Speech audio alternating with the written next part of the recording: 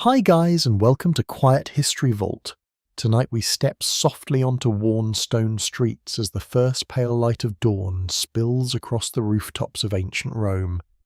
The air is cool, carrying a faint scent of ash bread and something less pleasant that you will quickly learn to ignore if you plan to last more than a day here. You blink awake not to the gentle hum of electricity, but to voices, footsteps, distant carts, and the restless stir of a city that never truly sleeps. And yes, just a small warning, you probably would not survive this without a bit of practice. Life here is louder, closer, and far less comfortable than you might expect. So before you get comfortable, take a moment to like the video and subscribe, but only if you genuinely enjoy what I do here. And feel free to share where you are in the world and what time it is for you right now. There is something quietly comforting about knowing we are all listening together, even across centuries. Now dim the lights. You become aware of your body first.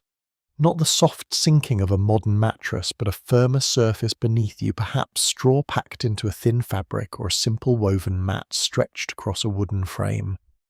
A widely accepted historical understanding tells us that most Romans did not enjoy luxurious bedding unless they were quite wealthy. You shift slightly, feeling the texture beneath your hands, and notice how the air itself seems alive with sound. Somewhere nearby, a door creaks open. Sandaled feet scuff against stone. A voice calls out, low and practical, already engaged in the business of the day. The city is waking, and it does so gradually, like a tide rising without Murray, yet impossible to ignore. If you are in a modest apartment, what Romans call an insula, the experience is even more immediate. Walls are thin, privacy is a luxury. You hear your neighbours moving, coughing, murmuring to one another.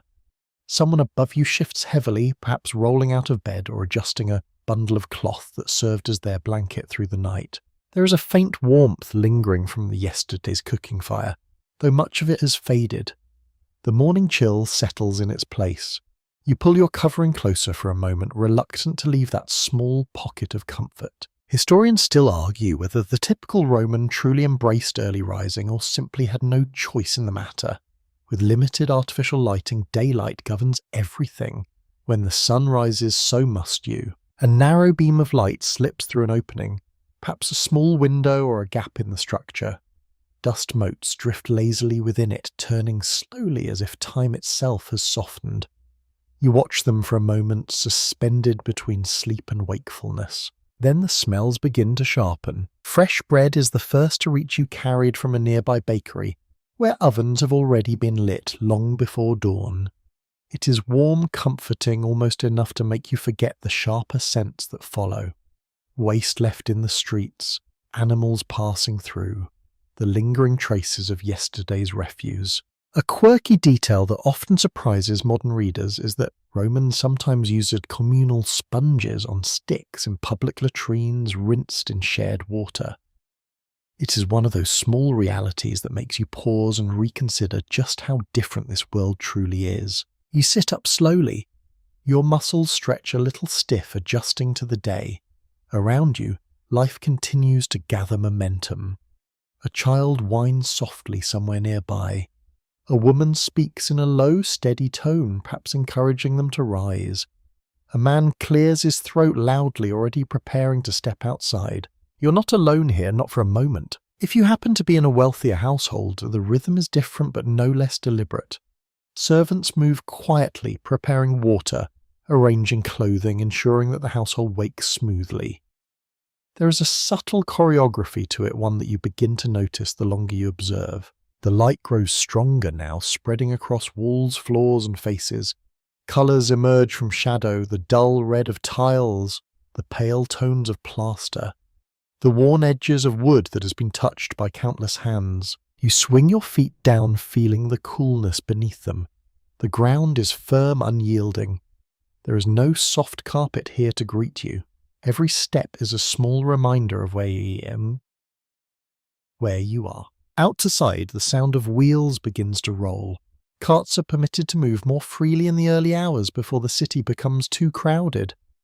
The rumble echoes through the streets, steady and purposeful. You can almost picture the drivers urging their animals forward, eager to complete their tasks before the heat and chaos of the day fully arrive. You take a breath deeper this time. The air carries layers of life, smoke, bread, sweat, stone. It settles into you, unfamiliar yet strangely grounding. You are part of this now, whether you intended to be or not. A commonly recognised fact about Rome is its sheer density. This is a city packed with people, structures rising closely together, lives overlapping in ways that leave little room for solitude. You feel that closeness even now in the quiet moments before the day reaches its full intensity. There is movement at your doorway, perhaps someone passing by, perhaps someone calling out to a neighbour. The language, though ancient, carries a rhythm you begin to sense. Short exchanges, practical words, life reduced to its essential needs. You stand stretching once more and take a moment to orient yourself. The world outside is waiting already in motion. You can hear it building layer by layer. Yet for now there is a brief pause, a stillness that exists only in these early moments. Before the markets fill, before the arguments begin, before the laughter, the bargaining, the endless flow of human activity takes over every street and corner. You linger in that pause, because once you step outside you will be carried along with it, and something tells you that there will be no easy way to step back. You step more fully into your surroundings, now your awareness sharpening as the last traces of sleep fade. The space around you begins to reveal itself in quiet detail, shaped not by decoration alone, but by necessity, habit, and the quiet weight of daily survival. If you are in an insula, the reality is immediate. The room is small, its boundaries defined by rough walls that hold both warmth and sound. A widely accepted fact of Roman urban life is that most city dwellers lived in these multi-story apartment buildings, often crowded, sometimes unstable, and always alive with activity. You notice how everything has its place, not out of luxury, but out of careful use of limited space. A simple chest may sit against one wall holding clothing or a few personal belongings. A stool or two, worn smooth by years of use, offers a place to sit. There is little else. Every object here earns its presence. You move your hand along the surface of the wall, feeling the uneven texture beneath your fingers. It is cool, slightly damp in places, carrying the faint scent of lime and age. The room holds on to the past in ways that are subtle yet constant. Above you there is a shift. Someone walking across the floor overhead, the sound filtered through layers of wood and stone. It is a reminder that you are part of something stacked, layered, interconnected. Privacy is not something you expect here. It is something you briefly experience when noise happens to fade. Historians still debate whether residents of Insulae felt a strong sense of community or simply endured one another out of necessity. As you listen to the overlapping lives around you, it feels like a mixture of both. A voice nearby rises in mild frustration, followed by a quick reply, then laughter short and fleeting. Life here is close enough that even small moments ripple outward. You glance toward the opening that serves as a window. It is not glass as you might know it, but perhaps a shutter or a thin covering that allows light and air to pass through. The morning brightness has grown stronger, casting pale gold across the room. The air moves gently, carrying with it the scent of the street below. Bread again, but also animals, damp stone, and something metallic that lingers at the edges of perception. A curious detail sometimes noted in Roman housing is that the upper floors of insulae were often the cheapest and most dangerous, prone to collapse or fire. If you find yourself higher up, you may feel a subtle awareness of that risk even if it remains unspoken. You shift your weight and take a few steps across the room. The floor beneath you creaks slightly. Every sound feels amplified in this confined space. You begin to understand why movements here are often deliberate, controlled, almost practiced. If instead you imagine yourself within a domus, the home of a wealthier Roman family, the contrast is immediate and striking. The space opens around you. Light enters through a central atrium, falling into a shallow pool that collects rainwater. The air feels calmer, more contained, as though the house itself shields you from the chaos beyond its walls. You walk slowly through this space, your footsteps softened by smoother surfaces. Walls are painted with colours that have been carefully chosen, reds, yellows, deep blacks, that frame scenes of myth or nature. There is an intention here, a desire not just to live, but to present a certain image. A commonly accepted observation is that the domus was designed as much for display as for comfort. Guests would pass through these rooms, forming impressions of the household's wealth and taste. Even now in the quiet of morning you can sense that underlying purpose. You pause near the atrium, watching the light reflect gently off the water. It creates shifting patterns that move across the ceiling, slow and almost hypnotic. For a moment the outside world feels distant, yet even here you are not alone. Servants move quietly in the background, their presence subtle but constant. A figure passes through a doorway carrying a folded cloth. Another adjusts an object on a table, ensuring everything remains in its proper place. Their movements are practiced, efficient, nearly silent. A quirky but revealing detail is that some Roman homes kept small shrines called lararia, dedicated to household spirits. You may notice one tucked into a corner adorned with small offerings. It is a quiet reminder that even within these walls, unseen forces are acknowledged and respected. You find yourself drawn towards such a space. A small figure, perhaps painted or sculpted, watches over the home. There may be traces of burnt offerings, the faint scent of incense lingering in the air. It is both intimate and deeply rooted in tradition. Whether you stand in a cramped insula or a spacious domus, one truth remains clear. The home is not a place of isolation. It is a place where life gathers overlaps and continues without pause. You hear footsteps approaching again. A door opens somewhere nearby. The day is advancing and the private world of the home is beginning to open outward. A well-known aspect of Roman life is how fluid the boundary between public and private could be. Business might be conducted at home. Clients might arrive early to greet a patron. Conversations spill from one space into another, blurring the edges of what belongs to whom. You take a slow breath, absorbing the final quiet moments before that boundary dissolves completely. The light has fully entered, now filling corners that were once dim. Colours are clearer, shapes more defined. The space feels awake, no longer holding on to the softness of early morning. You realise that this place, whether humble or grand, has already done its work.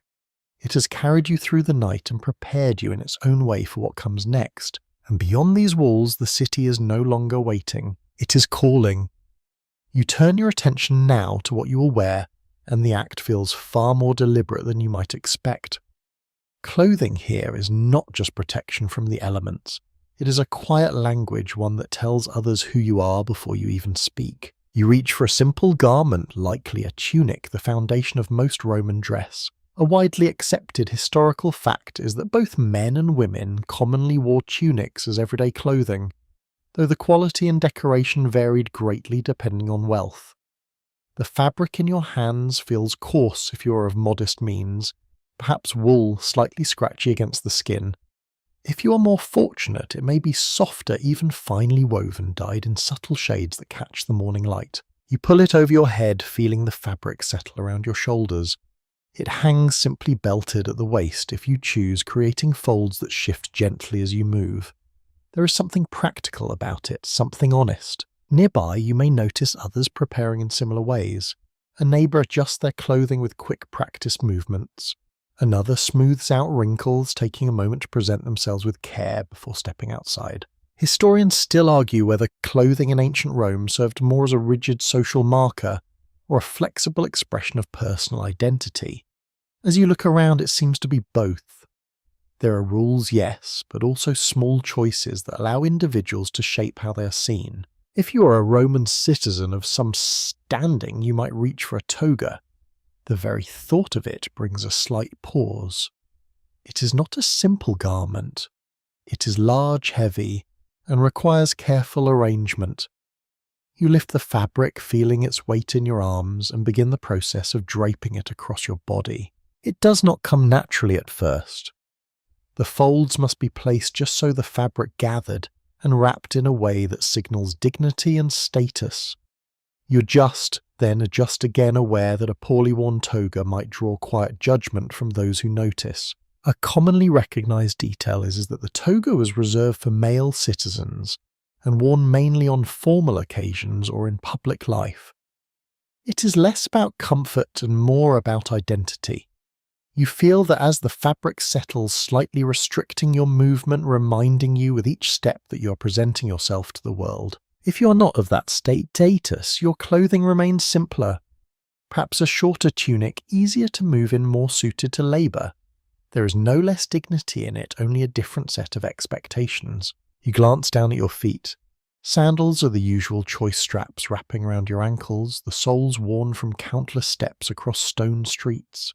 The ground will not be kind today. You can already feel its firmness through the thin layer beneath you.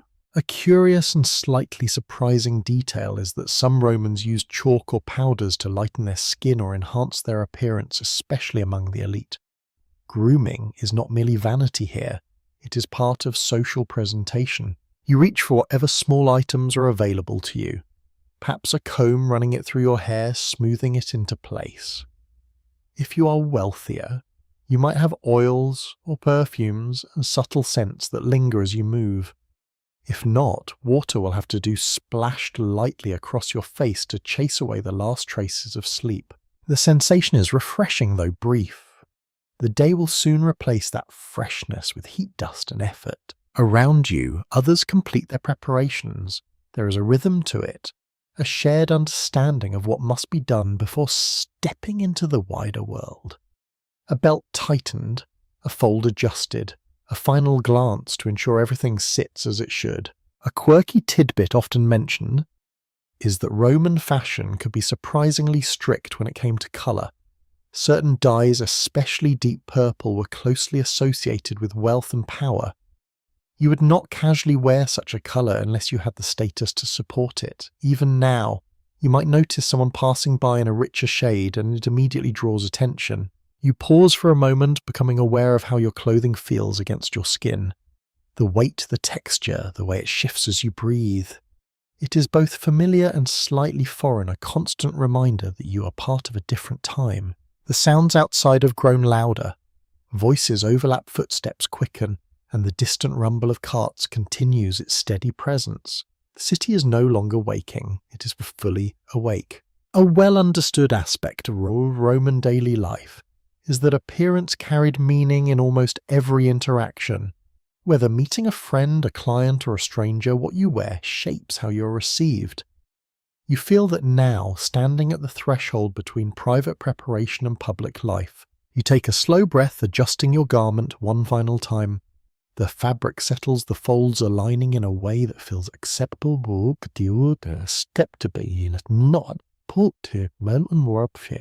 There is a brief moment of stillness. Then you step forward. The doorway ahead opens not just to a street, but to a world where every glance, every gesture, every detail of your appearance becomes part of a larger story. You're no longer simply yourself in a quiet room. You are visible, and in ancient Rome that visibility carries weight. You move further into the morning, your clothing settled, your senses now fully awake to the rhythm of the day. Hunger begins to make itself known, not sharply, but as a quiet reminder that your body expects something before the work and movement ahead. Breakfast in this world is not an elaborate affair. A commonly accepted detail of Roman daily routine is that the first meal, often called the intaculum, tends to be simple and quick. You reach for what is available, perhaps a piece of bread slightly firm at the edges, yet still carrying warmth from a nearby oven. You break it gently, feeling the texture yield beneath your fingers. You bring it to your mouth. The taste is plain but grounding. Grain baked with care, sustaining rather than indulgent. If you are fortunate, there may be a bit of cheese soft and faintly salty, or olives that offer a sharper note against the mildness of the bread. You chew slowly, aware of each bite in a way that feels almost meditative. Nearby others are doing the same. A neighbour leans against a doorway, eating in small, efficient motions. A child sits on a low step, holding their portion with both hands focused entirely on the simple act of eating. There is no rush toward variety here. The goal is not excitement, but readiness. Scholars still debate the exact importance of breakfast in Roman society, with some suggesting it was occasionally skipped or replaced by a later meal. As you look around, it seems that habits vary. Some eat quickly and move on. Others take a few extra moments stretching out this quiet part of the morning before the day gathers speed. You notice how the act of eating blends seamlessly with conversation. Short exchanges pass between bites. A greeting, a brief comment about the weather, a remark about something seen or heard the day before. Nothing too deep, nothing too demanding, just enough to acknowledge one another. If you are in a wealthier household, the experience shifts slightly. Food may be brought to you arranged with a touch more care. Bread still forms the base, but it may be accompanied by honey, offering a gentle sweetness that lingers pleasantly. Perhaps fruit as well, figs, or grapes, their flavours bright and refreshing against the softness of the morning. You take a bite, noticing the difference immediately. The sweetness contrasts with the more neutral tones you experienced before. It feels like a small luxury one that hints at a different way of living within the same city. A curious detail recorded in various accounts is that Romans sometimes dipped bread into wine even in the morning, though often diluted. The idea may feel unusual to you, yet here it carries no surprise. You might even find yourself considering it if only to understand the rhythm of this place more fully. You take a sip of water, cool and slightly metallic in taste, drawn from a nearby source. It refreshes you, though not with the crisp clarity you might expect. Still, it serves its purpose. Around you, the pace begins to shift again. The quiet of early morning is fading. Voices grow louder, more animated. Footsteps increase in number, overlapping in a steady stream. The city is pulling everyone outward. You notice a man adjusting his belt as he finishes his meal, his movements quick and purposeful. A woman gathers a small bundle, perhaps preparing to leave for errands or work. A group of workers passes by, already in conversation, their energy directed toward the tasks ahead. A well-known aspect of Roman life is how closely daily routines are tied to the movement of the sun. There is a sense that time itself is visible, measured not by devices, but by light and shadow. You feel that now as the brightness outside strengthens, urging you forward. You take one last bite, slower than the rest, as if marking the end of this brief pause.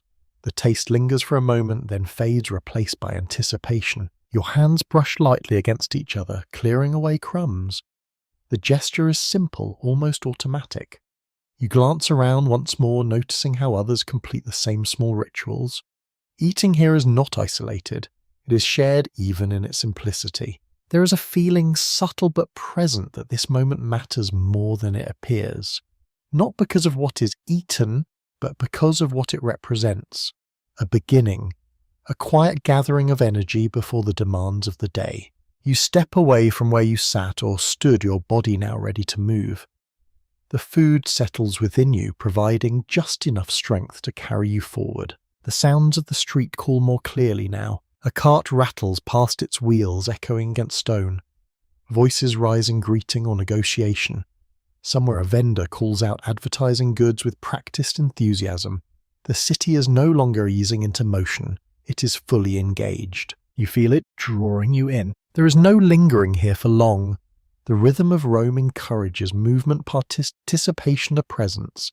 To remain still is to fall out of step. You take a breath deeper, this time filling your lungs with air that carries both promise and challenge. Then you step outward, leaving behind the brief stillness of morning nourishment and entering a world that is already unfolding at full pace. And as you do, you begin to sense that every small routine, every simple meal, every shared glance is part of something much larger. A pattern, one that you are now fully part of. You step fully into the street and the shift is immediate. The quiet enclosure of the home dissolves behind you, replaced by a living current of motion that flows in every direction at once. The ground beneath your sandals is firm, worn smooth in places by countless footsteps, uneven in others, where time and use have left their mark. The air feels different here, warmer already, carrying a blend of scents that change with each step you take. Fresh bread lingers near one corner, then fades into the sharper presence of animals' damp stone and the faint trace of smoke drifting from early fires. You breathe it in, adjusting without thinking, as though your senses are learning to filter what matters from what does not. A widely accepted observation about Rome is that its streets are rarely quiet for long. Even in the early hours, movement builds quickly, and now you find yourself within that movement. People pass close by, sometimes brushing against you without apology, each one focused on their own path. You move forward carefully at first. The street is narrower than you expected. Buildings rise on either side, their walls close enough to create a sense of enclosure, yet open enough to allow light to spill down in shifting patterns. Above you catch glimpses of sky between rooftops, pale blue deepening as the sun continues its climb. A cart rolls past, its wooden wheels producing a steady echoing rhythm. The driver guides it with practiced ease, weaving through pedestrians who step aside just enough to let it pass. You feel the slight vibration underfoot as it moves, by then the space fills again almost instantly. Scholars still debate how effectively Roman authorities manage traffic within the city, especially during peak hours. As you stand here, it feels less like control and more like adaptation. Everyone adjusts, everyone finds a way through. You notice how people carry themselves. Some walk with purpose, their strides steady and direct. Others move more slowly, pausing to speak to observe, to simply exist within the flow. There is no single rhythm, yet somehow it all works together. A curious detail often mentioned is that stepping stones were placed across some streets to allow pedestrians to cross without stepping into waste or water. You spot them now, raised slabs set at intervals forming a path across the road. They are practical, yet also shape how people move, guiding footsteps in subtle ways. You approach one and step up, feeling the change in height beneath your foot. For a brief moment you are lifted above the uneven surface, looking down at the space between stones where runoff gathers. It is a small advantage, but one you quickly appreciate. Voices surround you. A man calls out to another, his tone sharp but not unfriendly. A woman laughs, the sound bright and quick. A vendor announces his goods in a practiced rhythm, repeating phrases that have likely echoed through these streets for years. The language flows around you, layered and constant, creating a kind of living soundscape. You pass by an open doorway and catch a glimpse inside. Someone is already at work, hands moving with precision over a task you cannot fully see. The smell of something being prepared drifts outward, momentarily replacing the harsher scents of the street. A commonly recognized fact is that many businesses in Rome operated directly from the ground floor of buildings opening onto the street itself. You begin to notice this everywhere.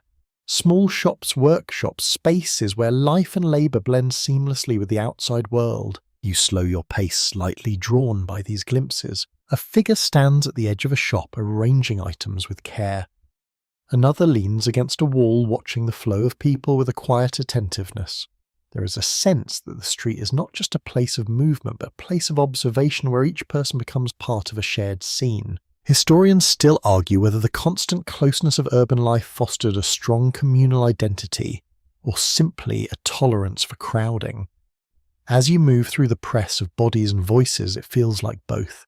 There is connection, but also a certain distance, a willingness to let others pass without deeper engagement. You adjust your path as a group approaches their conversation animated. They do not slow, and neither do you. Instead, you shift slightly, finding space where there seems to be none. It becomes instinctive, this quiet negotiation of movement. A quirky detail sometimes noted is that messages and announcements could be written directly onto walls, turning the city itself into a kind of public notice board. You glance at a nearby surface and notice markings faded in places, clearer in others. Words layered over time, each one adding to the story of the space. The sun climbs higher, and with it the light sharpens. Shadows become more defined, stretching across the street in long lines that shift as you move. The warmth increases, not yet overwhelming, but present enough to remind you of what is to come. You feel it on your skin, subtle at first, then more noticeable as you continue walking. A well-understood aspect of Roman streets is their unpredictability. No two paths feel exactly the same. One turn may lead to a wider space, another to a narrow passage where the walls seem to close in. You follow the flow rather than resisting it, allowing yourself to be guided by the movement around you. At times you pause, not because you must, but because something catches your attention.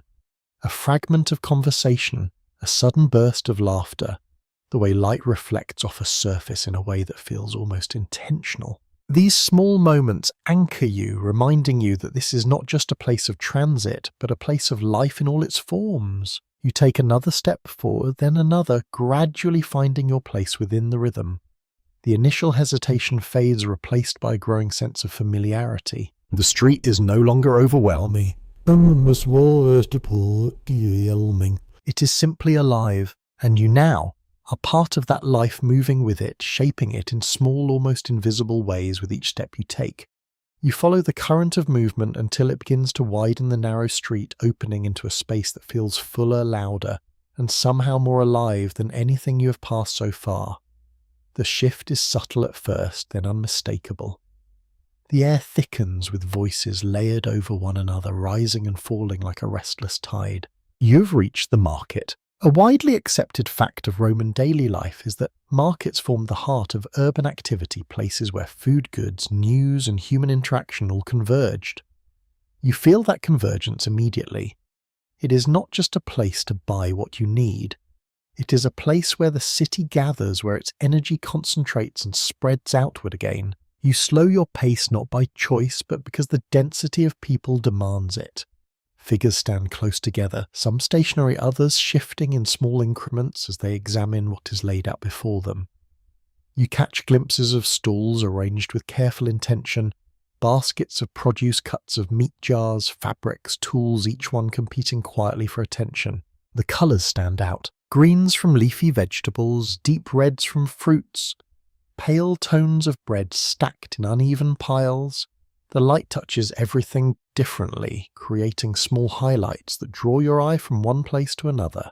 You move closer to a stall drawn by the scent of fresh herbs. The aroma is sharp yet pleasant, cutting through the heavier smells that linger beneath it. The vendor stands behind the display, hands moving as they adjust the arrangement, ensuring everything appears inviting. A quirky detail sometimes mentioned is that Roman shoppers often touched and examined goods closely before buying, making the act of purchasing a tactile experience. You notice this now. Hands reach out, pressing lightly against fruit-lifting items, weighing them, considering. You find yourself doing the same. The surface of a fig yields slightly beneath your fingers, soft and warm from the morning sun. You turn it gently, observing its colour, its texture. There is a quiet satisfaction in this simple act, a moment of connection between you and something that has been grown, harvested, and brought here. The vendor speaks, their tone practice is yet not unkind. You do not need to understand every word to recognize the rhythm. It is an invitation, a suggestion, perhaps even a subtle persuasion. Scholars still debate how standardized prices were in Roman markets, with many believing that bargaining was a common and expected part of the process. You sense that now in the way exchanges unfold. There is a back and forth, a negotiation that feels almost like a performance. You step aside as another customer leans in, their voice more assertive, their gestures sharper. The vendor responds in kind, the two of them engaged in a small contained contest that ends with a nod, an exchange, and a sense of mutual agreement. You continue moving, letting yourself be guided by curiosity rather than necessity. A stall ahead displays fish, their scales catching the light in a way that seems almost reflective. The smell is stronger here, sharper, carried on the air with little restraint. You hesitate for a moment, then pass by your senses, adjusting once more. Nearby, a group gathers around a different kind of display. Not food, but fabric. Cloth draped in folds, some plain, others patterned. A woman runs her hand along the surface, testing its softness. Another holds a piece up, examining how it catches the light. A commonly recognized aspect of Roman markets is that they served as social spaces as much as commercial ones. You begin to see that clearly. Conversations extend beyond simple transactions. People linger, exchange news, comment on events, share brief moments of connection. You hear a name mentioned, then another. A story begins to form, passed from one voice to the next. It shifts slightly as it moves, shaped by each person who adds to it. You pause near a stall selling bread, the scent warm and familiar. Loaves are stacked in uneven rows, their surfaces marked with simple patterns. You reach out, feeling the texture beneath your fingers, still carrying a hint of heat. The vendor watches, attentive but not intrusive. There is an understanding here. You will choose or you'll move on. Either way, the flow continues. A curious observation found in some accounts is that certain foods were associated with different social classes, making even simple purchases a reflection of identity. You notice this in subtle ways. The quality of ingredients, the quantity being bought, the manner in which people approach each stall. You step back, allowing others to move forward. The sounds around you rise and fall, never settling into silence. A laugh breaks through, followed by a quick exchange of words. Somewhere a disagreement sparks brief but intense, then fades just as quickly as it began. The market holds all of it without pause. You feel the ground beneath your feet slightly uneven, worn by the constant movement of those who have stood here before you.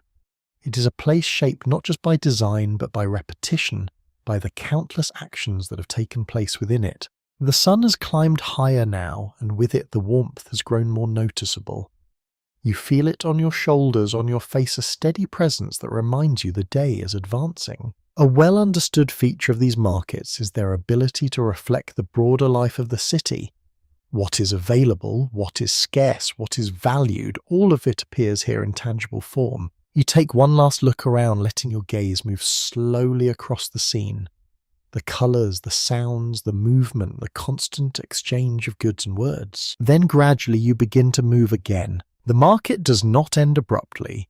It thins, stretches, and blends back into the surrounding streets. The voices soften slightly. The density eases, and the path ahead opens just enough for you to walk without hesitation. You carry with you the impressions of what you have just seen. Not just the goods, but the rhythm. The sense that every item, every exchange, every brief interaction is part of something larger, something that keeps the city alive and moving forward. And as you step away, you realize that this is only one part of the day. There is still much more waiting. You move beyond the market, and almost without noticing, the energy begins to shift again. The lively exchanges and layered voices fade into something more structured, more purposeful. The rhythm here feels steadier, less about browsing and more about doing. Work begins to reveal itself. A widely accepted understanding of Roman society is that daily labour was deeply shaped by status, occupation, and circumstance. As you walk, you begin to see how this plays out in quiet, consistent ways. There is no single version of a working day here. Instead, there are countless paths unfolding side by side. You pass a small workshop where a craftsman bends over his task. His hands move with practiced precision, shaping material into something useful. The sound of his work, steady, repetitive, almost soothing, forms its own quiet rhythm.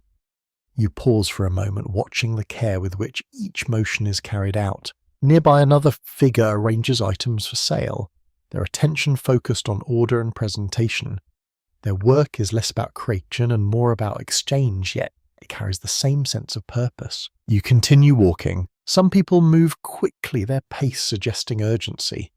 Others remain in one place, engaged in tasks that require patience rather than speed.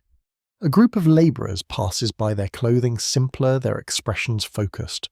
They carry tools, their movements coordinated in a way that suggests familiarity with one another. Scholars still debate how rigidly social roles were enforced in everyday practice and whether individuals could move between them with any real ease. As you observe the variety of work around you, it feels both structured and fluid. Certain paths seem fixed, yet within them there is room for adaptation. You notice how little separation there is between work and the rest of life. Many tasks take place in open view, spilling into the street, becoming part of the shared environment. There is no clear boundary where labour begins and ends. It is woven into the fabric of the day. A curious detail often mentioned is that some Roman trades relied heavily on apprenticeships, with skills passed down through direct observation and repetition rather than formal instruction. You see this now in a younger figure standing beside an older one, watching closely, occasionally attempting a movement, then adjusting under quiet guidance. There is a patience in this process. You linger briefly, noticing the way the older worker corrects a small mistake, not with frustration, but with a calm, practiced gesture. The younger one nods, trying again, their focus deepening. You move on, Further along, the atmosphere changes once more. A man stands near the entrance of a larger space, speaking with those who approach. His clothing suggests a different role, one tied less to physical labour and more to interaction. You sense that his work involves people, conversations, decisions. A commonly recognised aspect of Roman life is the system of patron and client relationships, where individuals of lower status would seek support or favour from those with more influence.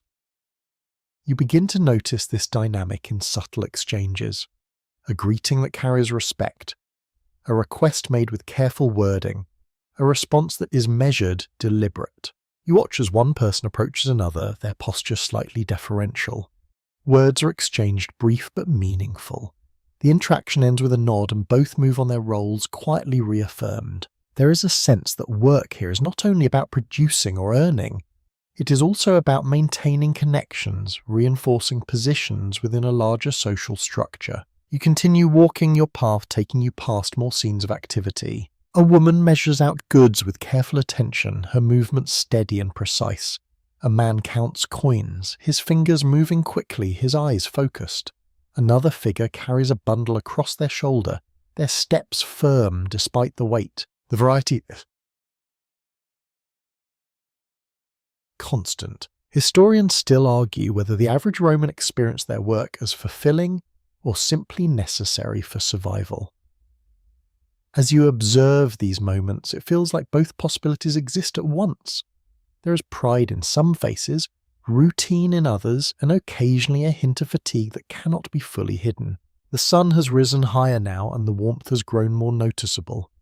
You feel it settling across your shoulders, pressing gently against your skin. The light sharpens the details around you, making every movement more defined. A quirky detail sometimes noted is that certain professions carried distinct social reputations, with some trades viewed more favourably than others regardless of skill. You catch glimpses of this in the way people interact. A slight difference in tone, a subtle shift in posture. You begin to understand that work here is not just about what is done, but how it is perceived. You pause briefly at the edge of a busier area, taking in the flow of movement. People come and go, their paths crossing, without interruption. Each one carries a purpose, even if it's not immediately visible. You feel yourself becoming part of this pattern. Your own steps align more naturally with the pace around you. The initial sense of unfamiliarity fades, replaced by a growing awareness of how things function, how each action fits into a broader whole. A well-understood feature of Roman daily life is its continuity. Tasks repeat, roles persist, routines carry forward from one day to the next. Yet within that repetition, there is variation, small changes that keep the experience from becoming entirely predictable. You take a breath, steady and calm. The sounds of work surround you, not overwhelming but constant. The tap of tools, the murmur of voices, the occasional call that rises above the rest before blending back into the background. You begin to realize that this too is a form of rhythm, not as lively as the market, not as quiet as the early morning, but something in between. A steady pulse that carries the day forward. And as you stand within it, you understand that this rhythm will continue long after you move on. It's part of the city itself, always present, always unfolding. As you continue forward, the steady rhythm of work begins to reveal something deeper beneath its surface. At first it is subtle, a figure standing slightly behind another, a voice that does not rise as freely, a movement that pauses waiting for instruction rather than acting on its own. Then gradually it becomes unmistakable. Slavery is not hidden here. It is woven directly into the fabric of daily life. A broadly accepted historical reality is that a significant portion of the population in ancient Rome consisted of enslaved people performing labour that sustained households, businesses and public systems alike. You begin to notice them more clearly now, not as a single group, but as individuals scattered across nearly every setting you pass through. In the workshop you just left behind, the younger assistant may not simply be learning a trade. They may belong to the household that owns the space. Their work, their time, even their future, shaped by someone else's authority. You walk a little slower, A figure carries a heavy load across their back, their posture slightly bent under the weight. Another moves quickly through a doorway, responding to a call that leaves no room for hesitation. Their actions are efficient practice, yet there is a difference in how they are seen by others. Scholars still debate the extent to which enslaved individuals could experience personal agency within the system, and whether some found pathways toward improved conditions or even freedom. As you observe the interactions around you, the answer feels complex. There are moments of quiet familiarity, even trust, yet always within boundaries that remain firm. You pass by a larger household, and through the open entrance you catch a glimpse of movement within. Servants cross the space with careful attention, adjusting objects, carrying items, ensuring that everything functions smoothly.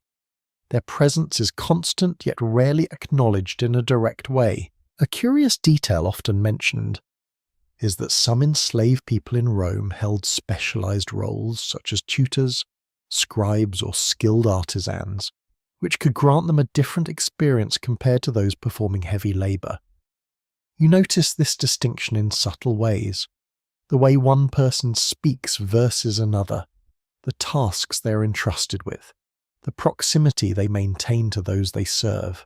You pause near the edge of the street, watching as a conversation unfolds between two individuals. One speaks with authority, their tone measured and firm. The other listens, nodding, responding briefly. There is no open conflict, yet the structure of the interaction is clear. It is not simply about work, it is about position. A widely recognized aspect of Roman society is that slavery was not tied to a single identity or origin. People from many regions could find themselves within this system, brought into it through war, trade, or circumstance. You begin to sense that diversity in the faces you see, in the languages that occasionally surface in fragments, and the small differences that hint at distant origins. The city holds all of these stories at once. You continue walking, your awareness heightened. A group passes by, their conversation light almost cheerful. Among them, one figure remains slightly apart, attentive but not fully included. Their role is clear without being stated. They carry something for the others, their hands occupied, while the rest move freely. Historians still argue whether the normalization of slavery in Rome made it less visible to those living within the system, or whether its presence was constantly acknowledged in subtle ways. As you observe the flow of life around you, it seems that both are true. It is everywhere, yet often unspoken. You feel a quiet weight settle into your thoughts. Not overwhelming, but present. A quirky observation sometimes noted is that enslaved individuals could sometimes purchase their freedom over time, a process known as manumission, though it remained uncertain and depended heavily on circumstance. The idea introduces a small sense of possibility, yet it does not erase the reality you are witnessing. You pass by another doorway where a woman gives a brief instruction to someone within. The response is immediate. There is no hesitation, no questioning. The task is accepted and carried out without pause. You notice how these exchanges happen quickly, efficiently, almost seamlessly. They do not disrupt the flow of the day, they are part of it. A commonly understood feature of Roman life is that social hierarchy influenced nearly every interaction, shaping not only what people did, but how they moved, spoke, and even stood in relation to one another. You feel that structure now in the spacing between individuals and the direction of their gaze, in the subtle shifts of posture. You take a breath, steadying yourself. The city continues as it always does. The sounds of work, of conversation, of movement carry on without interruption. Nothing stops, nothing pauses for reflection. And yet as you move forward, you carry this awareness with you. It changes how you see the world around you. Not dramatically, not in a way that isolates you from the flow, but in a quieter sense. A deeper understanding that beneath the visible rhythm of daily life lies another layer, one that supports everything yet is rarely centered. You step onward, your propriety steady once more. The street opens slightly ahead and the sounds begin to shift again, hinting at another part of the day waiting to unfold. And as you leave this moment behind, you realize that Rome is not a single experience. It is many existing together, some visible, some less so, all shaping the life you are now moving through. You follow the flow of the street as it bends gently, and before long the sounds begin to change once more. The sharper rhythms of labour soften into something more relaxed, more conversational. The air carries a faint trace of warmth that feels different from the rising sun. It is thicker, touched by moisture and stone. Ahead of you the entrance opens. The baths. A widely accepted fact about Roman life is that public bathing was not simply about cleanliness, but an essential part of social routine. You feel that importance immediately. People gather here not with urgency, but with intention. This is a place to pause, to reset, to connect. You step closer, noticing the structure itself. The exterior is solid, built with purpose, yet the movement around it is fluid. Individuals enter and leave in a steady stream, some alone, others in small groups already engaged in quiet conversation. As you pass through the entrance, the atmosphere shifts. The light softens, filtered through openings above. The sounds echo differently. Hear voices carried across stone surfaces, blending into a gentle murmur that fills the space without overwhelming it. You feel the temperature change. It is warmer inside the air, carrying a subtle humidity that settles against your skin. It is not uncomfortable, but noticeable, a quiet impression. A curious detail often recorded is that Roman baths followed a sequence of rooms, each with different temperatures guiding the body through a gradual process of warming and cooling. You begin to understand this as you move deeper inside. You enter a space where people are removing their outer garments, placing them carefully aside. There is a sense of order here, even in the act of undressing. Items are folded, set down, sometimes watched over by attendants. You follow the same pattern. The air touches your skin more directly now, and with it comes a heightened awareness of the environment. The warmth, the movement, the presence of others. It is communal, yet not intrusive. Scholars still debate how inclusive these spaces were across different social classes, and whether the experience varied significantly depending on status. As you look around, you see a mixture of individuals, though subtle differences remain in how they carry themselves, in how they interact. You move into the first room. The temperature here is moderate, a gentle warmth that begins to ease the tension in your body. People sit or stand in relaxed positions, speaking in low tones, their conversations unhurried. You lower yourself onto a smooth surface, feeling the stone beneath you warmed by the environment. The sensation is immediate. Your muscles begin to soften, the stiffness from earlier fading gradually. You take a slow breath, letting the warmth settle into you. A quirky tidbit sometimes mentioned is that instead of soap, Romans often used oils and a curved tool called a strigil to clean their skin. You notice someone nearby applying oil, spreading it across their arms before carefully scraping it away. The motion is steady, practiced, almost rhythmic. You watch for a moment, then turn your attention back to your own experience. The sounds here are different from the street. Softer, more contained. Laughter still appears, but it is quieter, less sharp. Conversations drift rather than collide. You rise and move into a warmer room. The air thickens, the heat more pronounced. It wraps around you, encouraging your body to relax further. You feel a slight sheen of moisture form on your skin, a natural response to the environment. A commonly recognised feature of Colosseum baths is their role as social hubs, places where people discussed business, politics and daily events. You begin to hear fragments of such conversations, a name mentioned, a question posed, a brief exchange that carries more meaning than its length suggests. You stand still for a moment, letting the heat settle into you. There is a quiet sense of balance here. The demands of the day pause, replaced by a slower rhythm that allows both body and mind to rest. Historians still argue whether the bath served more as a necessity for hygiene or as a central social institution that shaped Roman identity. As you stand within this space, it feels impossible to separate the two. You move again, this time toward a cooler area. The shift in temperature is immediate, refreshing. The air feels lighter, the sensation on your skin sharper. You take a breath deeper now, feeling the contrast awaken your senses. Nearby, someone steps into a pool, the surface of the water rippling outward in gentle waves. The sound is soft, almost soothing. You watch as they lower lower themselves, their expression shifting from focus to quiet relief. You approach the edge, looking down at the water. It reflects the light above in shifting patterns, much like the atrium you saw earlier.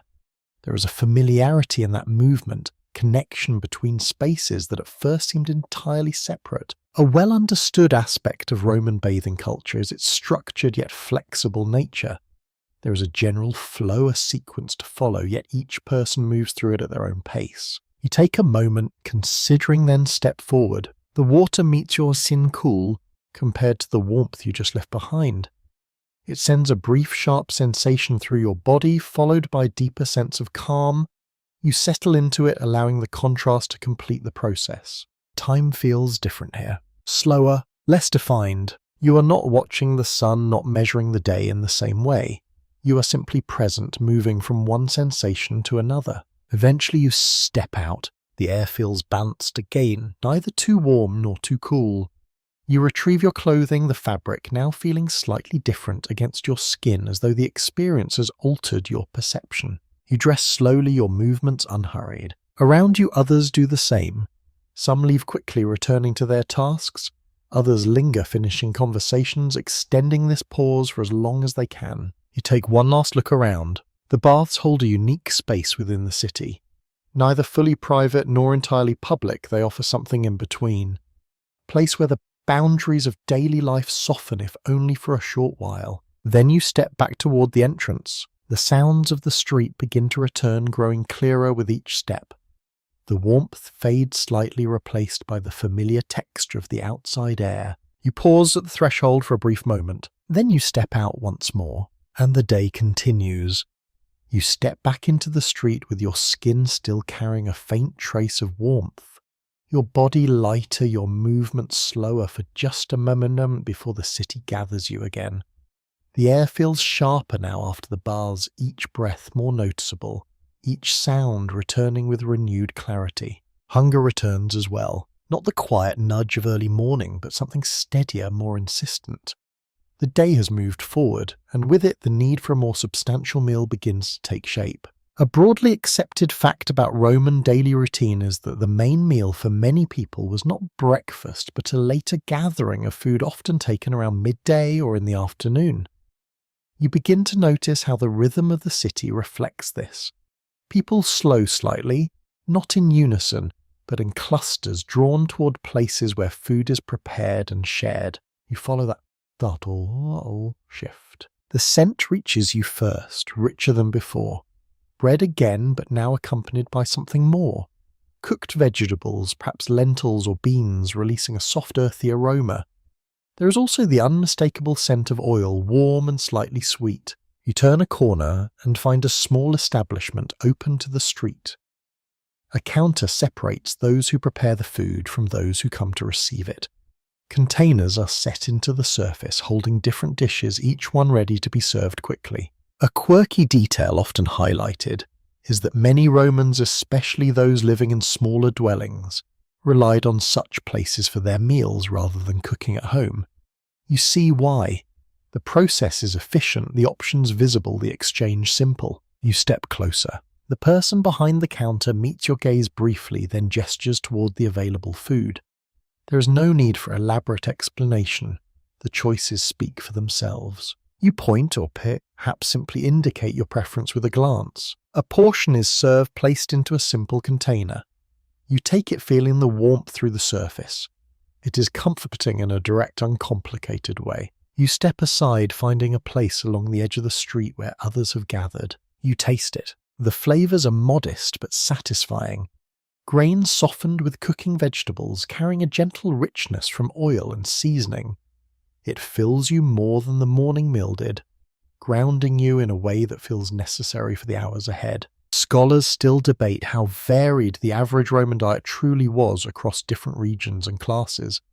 As you look around, it becomes clear that variation exists, but within limits. Some meals are simple and repetitive, while others, especially among the wealthy, may include a broader range of ingredients. Nearby, a man eats quickly, his focus entirely on the task. Another takes slower bites, speaking between each one, their conversation continuing without pause. A woman stands with a small group, sharing food and words in equal measure. You notice how the act of eating is both individual and communal. A commonly recognised aspect of Roman meals is their connection to social standing. Even here in a simple setting there are differences. The quality of the food, the quantity, the way it is consumed. You glance towards another area where a slightly more elaborate meal is being prepared. The ingredients appear finer, the arrangement more deliberate. It is not out of reach, but it is not for everyone either. A curious detail sometimes mentioned is that garum, a fermented fish sauce, was a widely used seasoning in Roman cooking. You detect a faint trace of something sharp and complex in the dish you're eating. It adds depth, a layer of flavour that lingers at the edges of your taste. You pause for a moment considering it. It is unfamiliar, yet not unpleasant. The sun continues its steady climb, and the warmth grows more noticeable once again.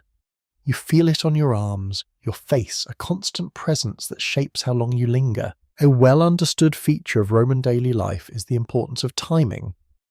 Meals are not just about hunger, but about fitting into the broader rhythm of the day. Work pauses briefly, then resumes.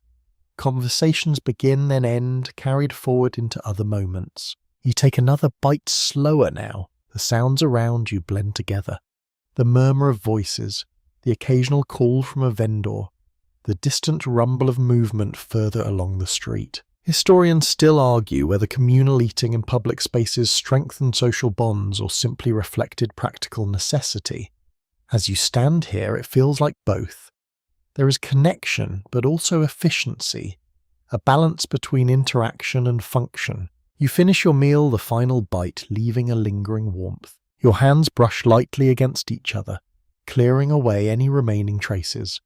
The gesture is familiar now, part of a sequence you're beginning to understand. You take a sip of water, letting it settle, cooling the last of the warmth from the food. Around you, people begin to move again. Some return to their tasks, their pace quickening. Others remain for a moment longer, finishing conversations, stretching out this pause before the day continues. You feel the pull as well, the sense that this moment, like the one before it, is temporary. You step away from the place where you stood, merging once more with the flow of the street.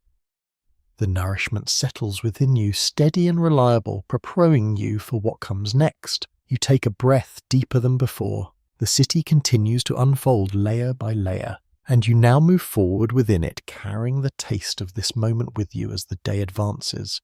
You move forward again, the taste of your meal fading gently as the rhythm of the city resumes its steady pull. The streets feel familiar now, not because they have changed, but because you have begun to understand their patterns. Movement, sound, scent, all blending into something you no longer resist. And within that flow, something quieter begins to appear. At first, you almost miss it. A small alcove set into a wall. A flicker of light where no fire for cooking should be.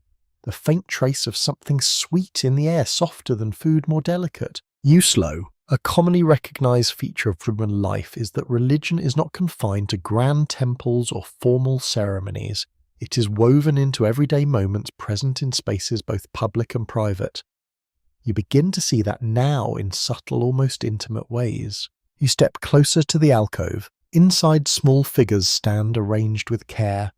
Offerings rest before them, a bit of fruit, a piece of bread, perhaps a small dish that once held oil or wine. The flame, you notice, burns gently, its light steady, despite the movement around it. Someone stands nearby. They pause for just a moment, their head dipping slightly, their hand lifting in a gesture that feels both practiced and personal. There is no crowd, no announcement, just a quiet acknowledgement, then they move on. You watch still. Scholars still debate how deeply personal belief influenced daily behaviour in Rome, and whether these acts were driven by faith tradition or a sense of obligation.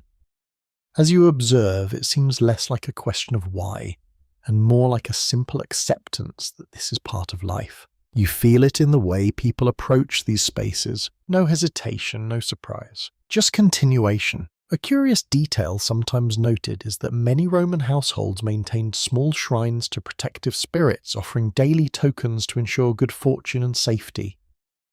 You remember the shrine you saw earlier inside the home, and now you recognize its echo here in the open, accessible to anyone who passes. You take a step closer.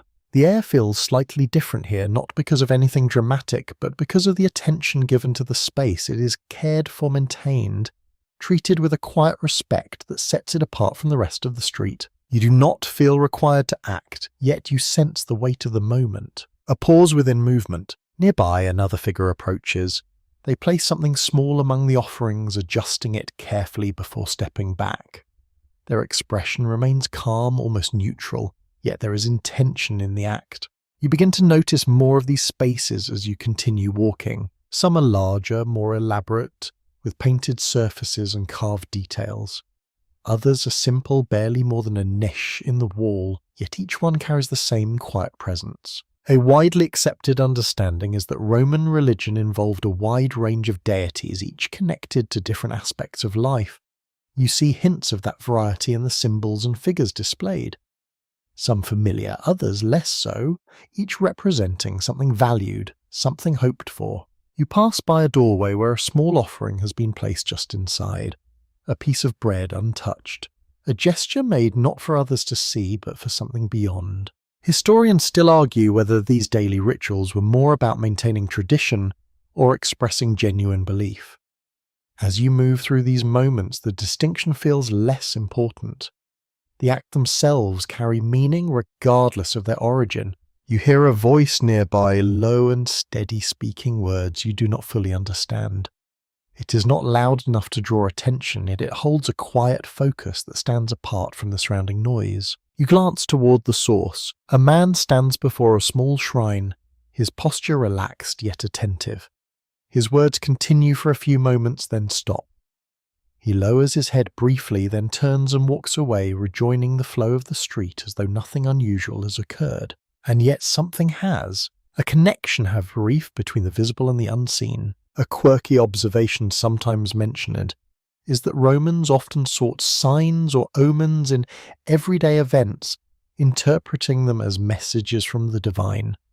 You begin to wonder how many of the moments you have already witnessed might carry such meaning for those who live here. A bird passes overhead. A sudden gust of wind shifts the dust along the street. A fragment of conversation reaches you at just the right moment. Each could be nothing or something more. A well-understood aspect of Roman daily life is that these beliefs did not interrupt routine. They accompanied it.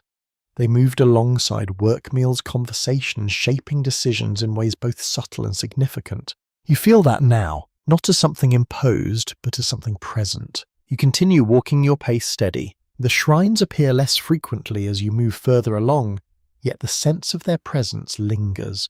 It changes how you see the space around you, adding a layer that was not immediately visible before. The city is not just physical, it is also symbolic. Each corner, each door, each small gesture holding meaning that extends beyond what you can see. You take a breath slower this time. The air feels the same, yet your awareness has shifted. You carry forward not just through streets and spaces, but through a world where the ordinary and the sacred exist side by side, blending so seamlessly that one cannot be separated from the other. And as you move on, you realize that this quiet presence will follow you, not always visible, but always there. You continue along the street and gradually the tone begins to shift once more. The steady rhythm of work and quiet rituals gives way to something more animated, more charged with anticipation. You notice it first in the voices. They are louder now, not chaotic, but lifted, carrying a different kind of energy. People speak with more excitement, their gestures wider, their pace slightly quicker as they move in the same general direction. You follow. A broadly accepted fact about Roman culture is that entertainment played a central role in public life, offering both distraction and a way to reinforce shared identity. As you walk, you begin to feel that pull, drawing you toward a space where the city gathers not to work, not to trade, but to watch. The structure rises ahead of you. It's large, unmistakable, its presence dominating the surrounding area. The sound changes as you approach, echoing outward in waves. A mix of voices, movement, and something harder to define. Anticipation, perhaps. You move closer, carried along with others. A curious detail often mentioned is that entry to certain public spectacles could be free for citizens funded by those seeking influence or favour. The idea adds another layer to what you're about to witness. This is not just entertainment. It is also display power expressed through generosity. You step inside. The space opens dramatically. Rows upon rows of seating rise upward, filled with figures already settled or still finding their place. The sound surrounds you, louder than anything you have experienced so far, yet not overwhelming. It moves in waves, rising, falling, reacting. You feel it in your chest. You find a place to stand or sit, guided by the flow of those around you. The view stretches out before you, a central area prepared for whatever is about to unfold. Scholars still debate the extent to which these spectacles were meant to unify the population or distract them from the realities of daily life. As you look around, it feels like both are possible at once.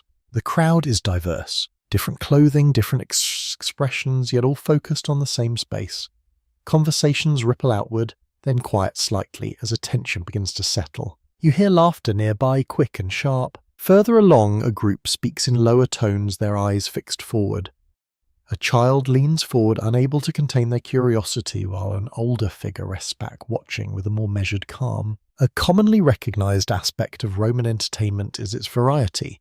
Not every event is the same. Some involve performance, others competition, others displays that test skill or endurance. You do not yet know what this moment will bring, only that it holds the attention of everyone present. You wait. The light shifts across the space, touching the central ground, highlighting its texture. Dust rises slightly as a movement begins below, small at first, then more defined. The crowd responds. A murmur spreads, growing into something stronger. Not quite a cheer, not yet, but building. A quirky detail sometimes noted is that audiences in Rome could be highly expressive, reacting loudly to what they saw, their voices becoming part of the spectacle itself. You begin to sense that potential now held just beneath the surface. The first action begins. You lean forward slightly, your focus narrowing. Figures move within the central space, their actions deliberate, their presence commanding attention. The crowd reacts, the sound rising in response to each movement, each moment that holds significance. You feel yourself drawn in, not because you must, but because the energy is shared. It surrounds you, pulling your attention along with everyone else. Historians still argue whether individuals experience these events as genuine enjoyment or as something more complex shaped by expectation and social pressure. As you sit among the crowd, the distinction feels blurred. There is excitement, yes, but also something deeper. A collective experience that connects those present, if only briefly. You notice how people respond differently. Some lean forward, fully engaged. Others remain more reserved, their reactions quieter, yet still present. A few speak to those beside them, their conversation continuing even as the event unfolds. The sun moves across the open space above its light, shifting gradually, marking the passage of time without interrupting the moment. A widely accepted observation is that these gatherings reinforced social structure even as they brought people together. Where one sits, how one reacts, even who one attends is with all carry meaning. You begin to see that now. Subtle differences in position, in behavior, in expectation. And yet for this moment, all attention remains focused on the same point. The event continues. Each movement within the central space draws a response, a ripple of sound that travels outward through the crowd. You feel it not just as noise, but as a shared reaction, something that moves through you as much as around you. You take a breath, steadying yourself within it. The scale of it all is striking. The structure, the number of people, the intensity of focus. It is a reminder of what this city can create, not just in stone and streets, but in insane. Gradually, the energy begins to ease, not all at once, but in stages. The voices soften slightly. The reactions become less immediate. The moment is passing, making way for whatever comes next. You lean back, your awareness expanding once more. The space remains full, the people still present, yet the peak has passed. A sense of completion settles gently over the crowd. A well-understood feature of these spectacles is their ability to linger in memory long after they end. You feel that beginning now, even before you leave. You rise or shift, preparing to move again. Around you, others do the same. The crowd begins to disperse, slowly at first, then with increasing momentum. Conversations resume, energy redistributes, the shared moment dissolving into individual paths. You follow the movement outward. The sound fades as you exit, replaced once again by the familiar rhythm of the street. Yet something remains with you. A sense of what it feels like to be part of something larger, even if only for a short time. You step back into the daylight, and for a moment the noise of the spectacle lingers in your ears like a fading echo. Gradually it dissolves into the steady rhythm of the street once more. Your pace slows, not from fatigue, but from a quiet shift in awareness. The energy you just experienced gives way to something more measured, more deliberate. You begin to notice a different kind of activity. Not louder, not more crowded, but focused. You pass by a shaded area where a small group has gathered. At first it seems like any other cluster of people, yet their stillness sets them apart. There is no bargaining, no hurried movement. Instead, there is attention, listening. A broadly accepted fact about Roman society is that education was highly valued among certain classes, particularly for boys who were expected to learn reading, writing, and rhetoric. You begin to see traces of that system here. A man stands slightly apart from the others, speaking in a steady, controlled voice. Before him, a few younger figures sit or stand, their posture attentive. One holds a tablet, its surface marked with lines that catch the light. Another watches closely as though trying to hold on to every word. You pause nearby, careful not to intrude. The teacher continues, his tone calm but firm. He repeats a phrase, then gestures for one of the students to follow. The boy speaks his voice, uncertain at first, then steadier as he continues. A curious detail often mentioned is that Roman students sometimes used wax tablets for writing, smoothing the surface to reuse them again and again. You notice the faint marks on the tablet, the way the stylus moves across it, leaving temporary impressions that can be erased and reshaped. There is something almost soothing in that repetition. Scholars still debate how widespread formal education truly was, and to what extent it reached beyond the elite. As you look around, it becomes clear that access varies. Not everyone stops here. Not everyone has the time or means to learn in this way. You move on slowly, your attention drawn to another scene. Inside a nearby space, slightly more enclosed, a different kind of learning unfolds. Older students, perhaps, or those of greater means, sit in a more structured arrangement. Their clothing suggests a higher status, their posture more practiced. The instructor speaks, his words flowing in longer sequences, now more complex, more refined. The students respond, not just repeating but shaping their own words, testing ideas, building arguments. A widely recognized aspect of Roman education is the emphasis on rhetoric, the art of speaking well and persuasively. You begin to hear that in the cadence of their voices, the rise and fall of tone, the careful choice of words, the pauses that carry meaning, as much as the speech itself. You linger at the edge, listening. There is a rhythm to it, a pattern of question and response that feels almost like a conversation, yet guided with intention. The instructor does not simply provide answers, he shapes how they are discovered. A quirky observation sometimes noted is that some Roman parents hired private tutors to educate their children at home, especially among the wealthy. You recall the quiet movements within the domus earlier, and imagine how learning might take place there away from the street in spaces designed for focus. You step back outside. The contrast is immediate. The open air, the movement, the constant flow of people returning once again. Yet now you carry with you the quieter rhythm of those learning spaces. Historians still argue whether Roman education encouraged independent thought or primarily reinforced existing social structures. As you reflect on what you've seen, it feels like both elements exist together. There is room for expression, yet always within certain boundaries. You continue walking. A child runs past you, laughing, their energy uncontained. They carry no tablet, no visible sign of formal learning, yet their presence is just as much a part of this world. Education here is not a single path, it is one thread among many. You pass by another group, this time engaged in what appears to be a simple counting exercise. Stones or small objects are arranged, move counted again.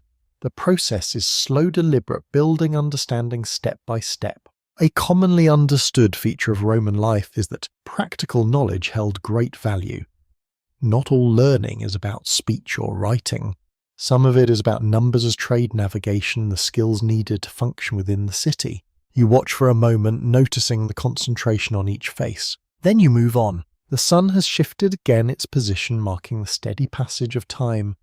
Shadows fall differently now, stretching in new directions, altering the look of familiar spaces. You feel the day moving forward. A well-understood aspect of learning in this world is its connection to daily life. It is not separate, not isolated. It exists alongside everything else, shaped by it, influencing it in return. You take a breath slower now. The sounds of voices, both teaching and learning, remain with you as you continue through the street. They blend with the other sounds of the city, forming a layered experience that feels both active and reflective.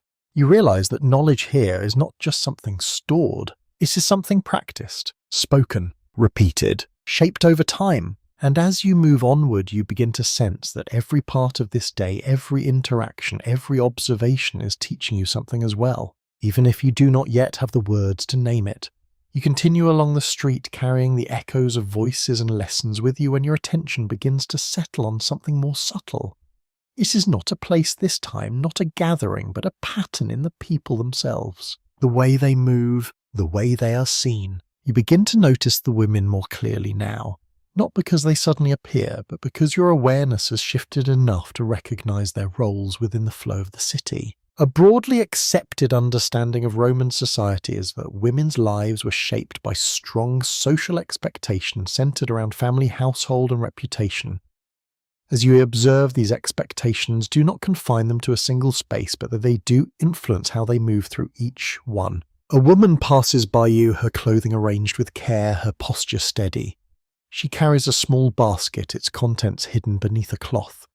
Her steps are purposeful, neither hurried nor slow, as though she moves with quiet intention. Nearby another stands at the entrance of a home, speaking with someone inside. Her voice is calm, measured, carrying authority within that space. You sense that within the household her presence holds weight, even if the broader structure of society limits where that authority extends. Historians still argue how much freedom Roman women truly possessed, and how their experiences differed across class and circumstance. As you watch the variety around you, it becomes clear that there is no single answer. Some move with confidence and independence, while others remain more closely tied to domestic roles. You walk a little slower, allowing yourself to observe. A group of women stands near a stall, their conversation flowing easily. They gesture as they speak, their expressions animated, their attention shifting between each other and the goods before them. There is a sense of familiarity here, of shared experience.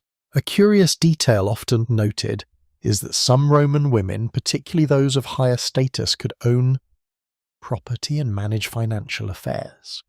You begin to see hints of that possibility in the way one woman negotiates with a vendor, her tone firm, her posture unyielding. The exchange is brief but clear. She is not passive. She is engaged. You continue walking, your awareness expanding. Inside a nearby doorway, you catch a glimpse of a different scene. A woman sits at a table, her hands moving steadily as she works with fabric.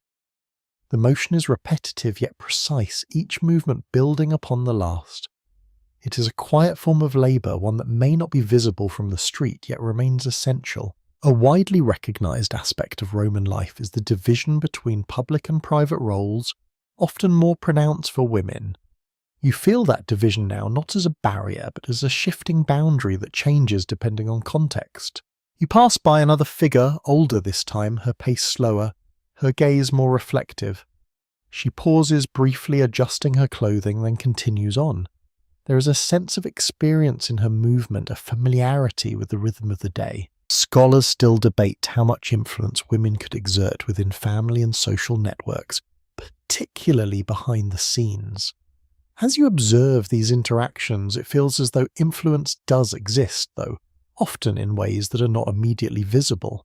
You notice a young girl walking beside an older woman, perhaps her mother. The child's steps are smaller, her attention shifting constantly, taking in everything at once.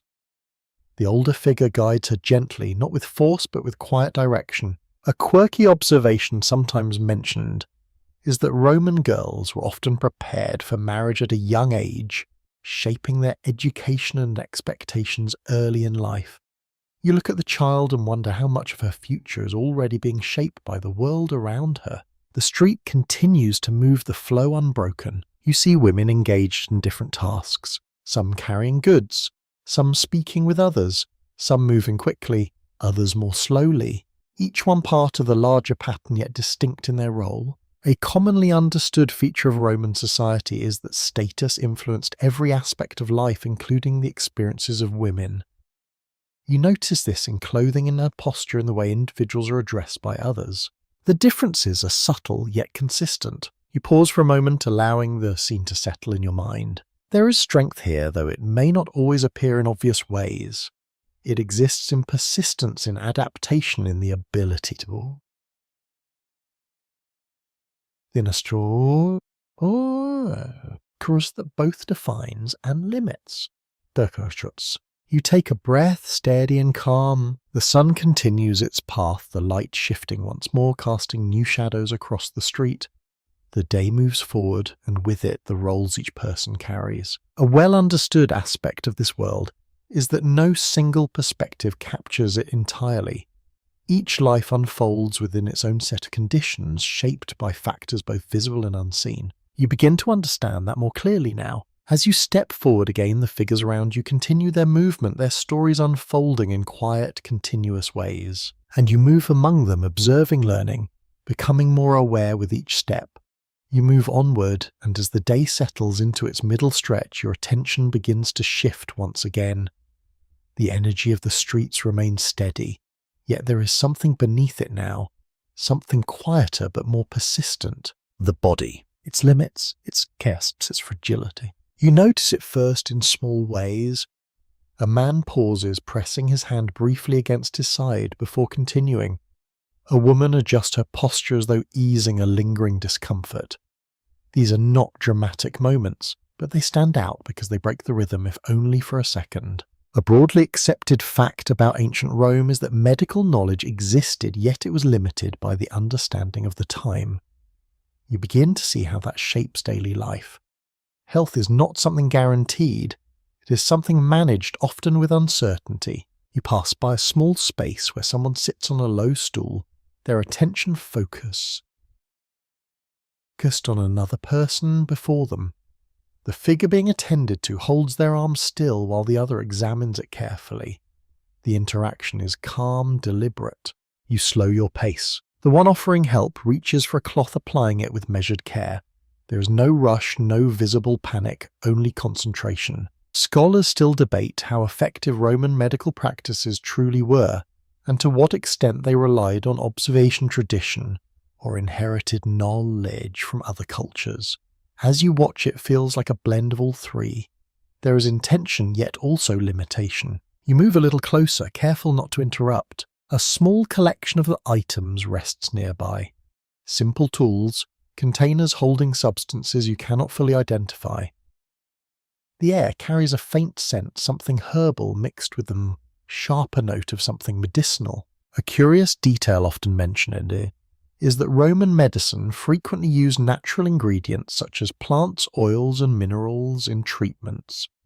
You begin to notice that scent more clearly now, grounding the moment in something both familiar and unfamiliar. The person receiving care nods slightly, their expression easing just a little.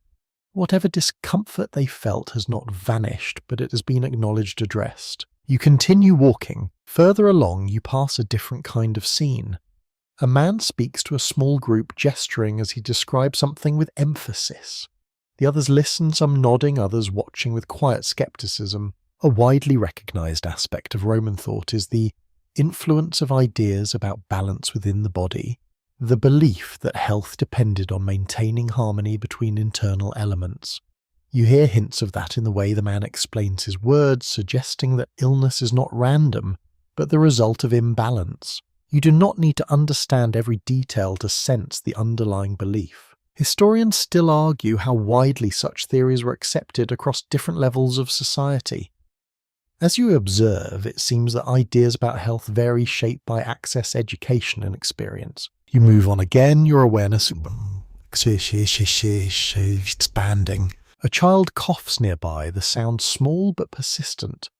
An older figure places a hand on their back, offering comfort. The gesture is simple, instinctive, yet it carries a quiet weight. You feel it. The understanding that health here is shared, not just individual. Illness affects not only the person, but those around them. A quirky observation sometimes noted is that some Roman remedies included unexpected ingredients or practices that might seem unusual today. You catch a fragment, a conversation mentioning a treatment, something involving a mixture that sounds unfamiliar. It lingers in your thoughts for a moment before fading. You pass by a public fountain where water flows steadily. People gather there, some drinking, others washing their hands or faces. The sound of the water is constant, soothing in its repetition. A commonly understood feature of Crimean life is the importance of water systems not just for convenience, but for health and hygiene. You notice how naturally people move toward it, how it becomes a point of pause within the day. You step closer. The water feels cool as it touches your hands. You bring it to your face, letting it refresh you. For a moment, the heat of the day recedes, replaced by something cleaner, lighter. You take a breath. The air feels different here, carried by the movement of water, shifting gently against your skin. Scholars still debate how effective Roman sanitation systems were in preventing disease and whether the benefits outweighed the risks. As you stand here, the system feels impressive, yet you are aware that unseen factors remain. You step back, allowing others to move forward. The day continues. You notice more signs now. A limp in someone's step, bandage wrapped carefully around a hand, a pause taken a little longer than usual. These moments do not stop the city. They exist within it. A well-understood aspect of life in this time is that resilience is not optional. It is necessary. People continue even when discomfort lingers, even when uncertainty remains. You feel that now not as a burden, but as a quiet truth. The body carries you forward, adapting, enduring, responding to what the day requires. You take another step, then another. The street opens slightly ahead and the light shifts once more, signaling that the day is moving toward its later hours. You carry with you a new awareness, not just of the city around you, but of the bodies within it, their strength, their limits, and the delicate balance that holds everything together. You continue along the street, and as the afternoon light begins to soften ever so slightly, another layer of the city reveals itself. It is not announced with noise or spectacle. Instead, it appears through presence, order, authority. You notice it in the way people adjust their behavior in certain spaces. Conversations lower just a fraction. Movements become a touch more deliberate. It is subtle but unmistakable once you see it. A widely accepted fact about Roman society is that law and governance were deeply embedded in daily life, shaping not only major decisions but also ordinary interactions. You begin to feel that influence now, not as something distant, but as something close, woven into the fabric of the street. Ahead, a figure stands near a gathering point. Their posture is upright, their expression composed. They are not shouting, not commanding attention with force, yet others seem to recognize their role instinctively. A small space forms around them, not empty, but respectful. You slow your pace. A brief exchange unfolds between this figure and another individual. Words are spoken calmly, yet with a firmness that carries weight. The second person responds, their tone more measured, their gestures slightly restrained. The interaction ends quickly. Both move on. Scholars still debate how consistently laws were enforced across different areas of the city, and whether authority was experienced as fair or uneven. As you observe, it feels both structured and flexible. There are rules, yet their application seems to depend on context, on who is involved, on where the moment takes place. You continue walking, your awareness sharpened. Further along, you notice a small group gathered near a wall marked with writing. The surface carries lines of text, some freshly inscribed, others faded with time. People read, point, discuss. A curious detail often mentioned is that public notices, announcements, and even political messages were displayed on walls, turning the city into a shared space of information. You see that clearly now. The writing is not hidden. It is meant to be seen, to be understood, to be responded to. You step closer. The letters form patterns that hold meaning for those who can read them. For others, the meaning may come through conversation passed from one voice to another. A commonly recognized aspect of Roman life is that law was not only enforced through officials, but also understood and interpreted by the people themselves.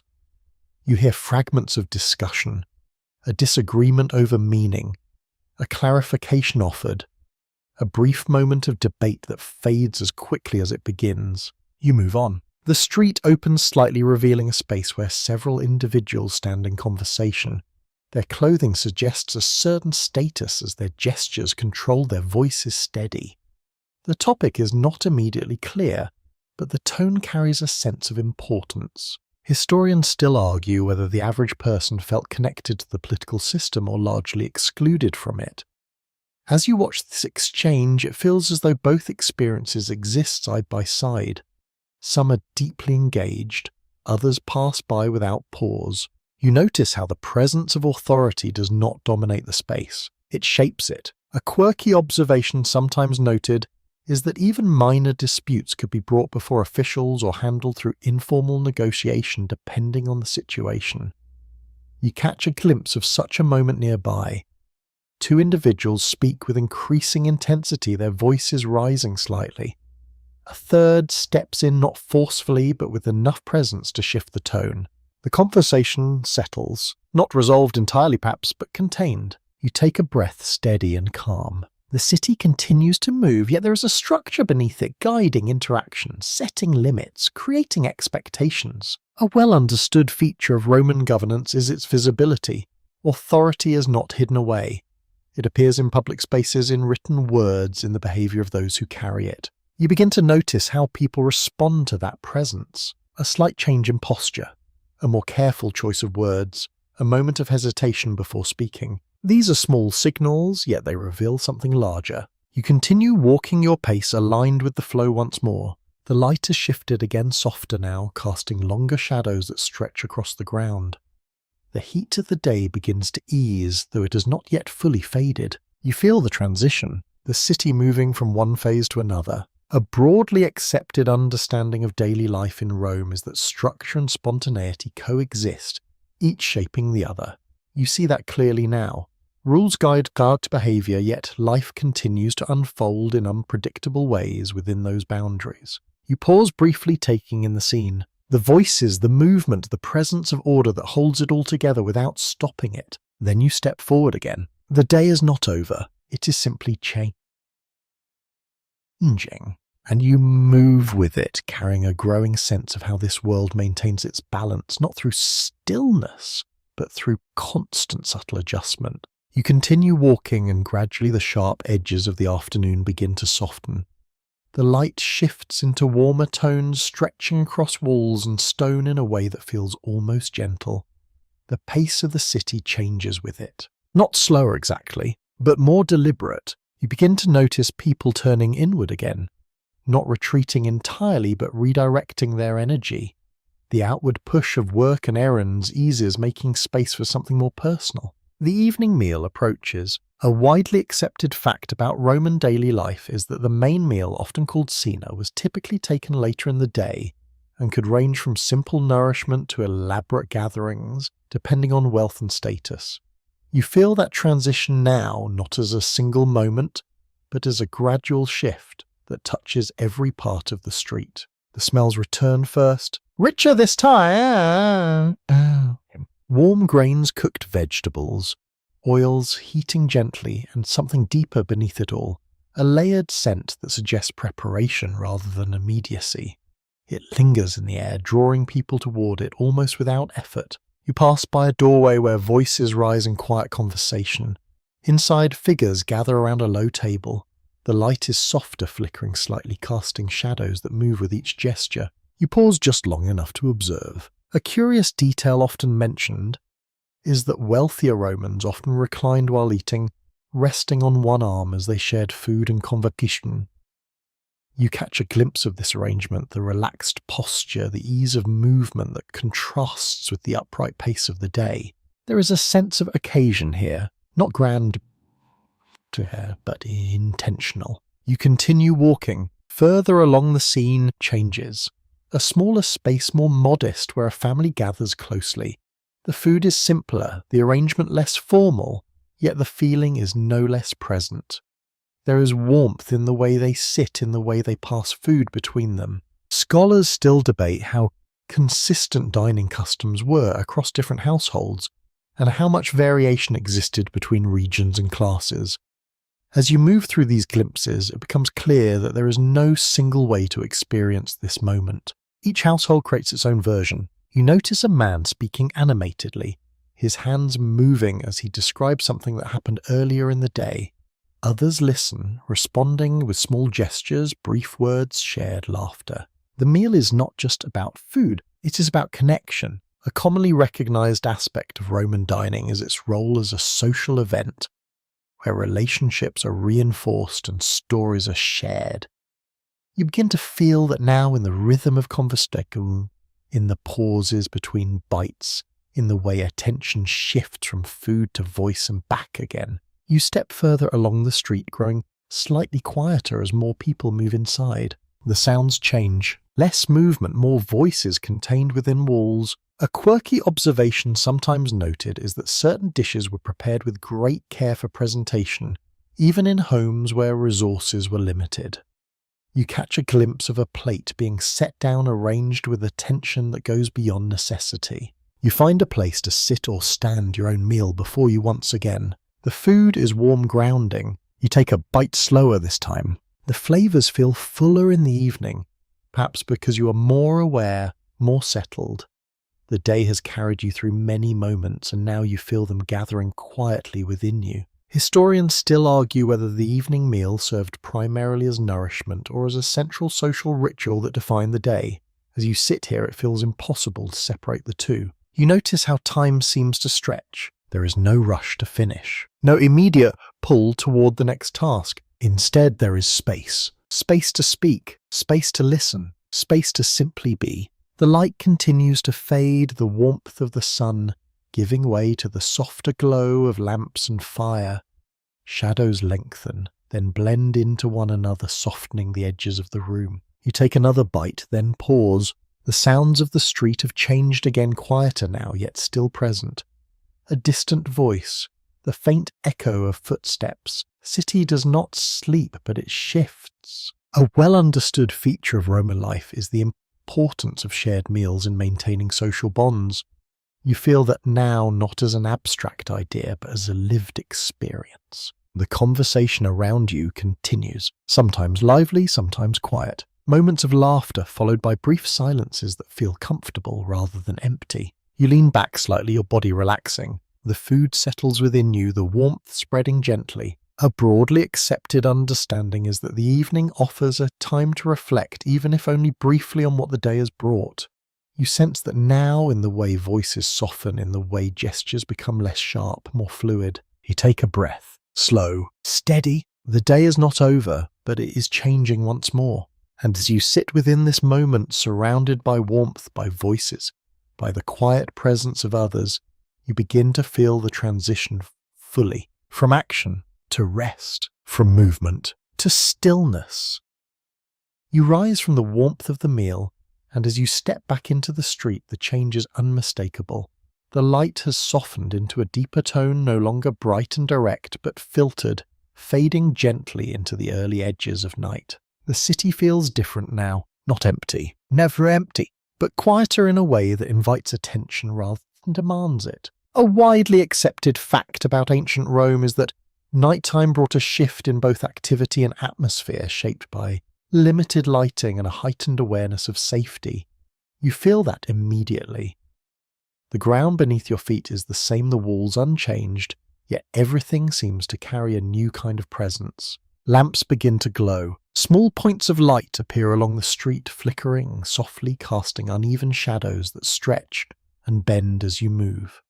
The air cools slightly, brushing against your skin with a welcome relief after the warmth of the day. You take a slow breath. The scents have changed as well. The heavier smells of cooking fade, replaced by something lighter, though not entirely clean. Smoke lingers. The trace of the day remains settled into stone and air alike. You walk carefully. The path is less visible now. You rely more on memory, on instinct, on the subtle guidance of those moving around you. Others pass by their shapes less to find their movements quieter. A curious detail often mentioned is that street lighting in Rome was limited, often relying on individuals carrying lamps, rather than a fully illuminated public system. You notice this as a figure approaches holding a small flame that moves with each step, briefly lighting their face before fading again into shadow. There is something almost intimate about it. You pass by a doorway where voices continue softer, now contained within the walls. A brief laugh escapes, then fades. Life continues inside, even as the outside world shifts. Scholars still debate how safe Roman streets were at night, and whether the sense of danger was constant or situational. As you move through the dimming light, you feel a quiet awareness settle in. Not fear exactly, but caution. Your steps become more deliberate. The sounds around you are fewer, but more distinct. Each footstep echoes slightly. A door closing carries further. A voice, even low, travels more clearly through the thinner layers of noise. You turn a corner. The street narrows again, the walls rising closer on either side. The shadows deepen here, the light from distant lamps barely reaching into the space. You slow, allowing your eyes to adjust. A quirky observation sometimes noted is that nighttime in Rome could bring out different kinds of activity, from late travellers to those who preferred to move unseen. You sense that possibility now in the way the space feels less predictable. A figure stands further ahead, partially hidden by shadow. They shift as you approach, then step aside, allowing you to pass without a word. The interaction is brief, yet it lingers in your awareness. You continue. The city is not asleep, but it is no longer fully visible. It exists in fragments. Light and shadow, sound and silence, movement and stillness. A commonly recognized aspect of Roman life is that many people chose to remain indoors after dark, limiting their movement unless necessary. You begin to understand why.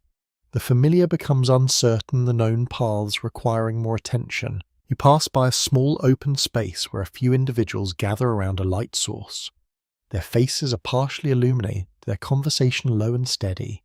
There is comfort in their closeness, in the shared light that defines their space against the surrounding darkness. Historians still argue whether nighttime offered a sense of freedom from the structure of the day, or introduced new constraints that shaped behaviour. As you observe, it feels like both. There is less oversight, yet more caution. Less order, yet a different kind of awareness. You move on your pace steady. The air continues to cool, settling gently around you. The sounds grow softer still, the city easing into a quieter rhythm. You notice how your own movements have changed. More careful, more attentive, each step considered. A well-understood feature of life in this time is that darkness reshapes experience not by stopping activity, but by altering how it unfolds. You feel that now in the way you listen more closely and the way you watch the shifting patterns of light. You take a breath. Slow. The night continues to deepen. The last traces of daylight fade, leaving only the glow of lamps and the faint outline of the sky above. You realize that the city you have been walking through all day is still here, unchanged in its structure, yet transformed in its feeling. It has not become something new. It has revealed another side of itself. And as you continue forward, you carry that awareness with you, moving through a world that feels both familiar and quietly unknown. You continue through the dimming streets, your steps slower now, not from uncertainty, but from a quiet awareness that the day is drawing toward its natural close. The sounds around you have softened into a gentle background, no longer pressing, no longer pulling you forward with urgency. Instead, there is a kind of settling. You find your way back toward a familiar doorway, or perhaps one that simply feels right. The entrance is modest, the space beyond dimly lit, holding a warmth that contrasts with the coolness outside. You step inside and the change is immediate. The air feels still, contained. You close the distance between yourself and the interior, leaving behind the shifting shadows of the street.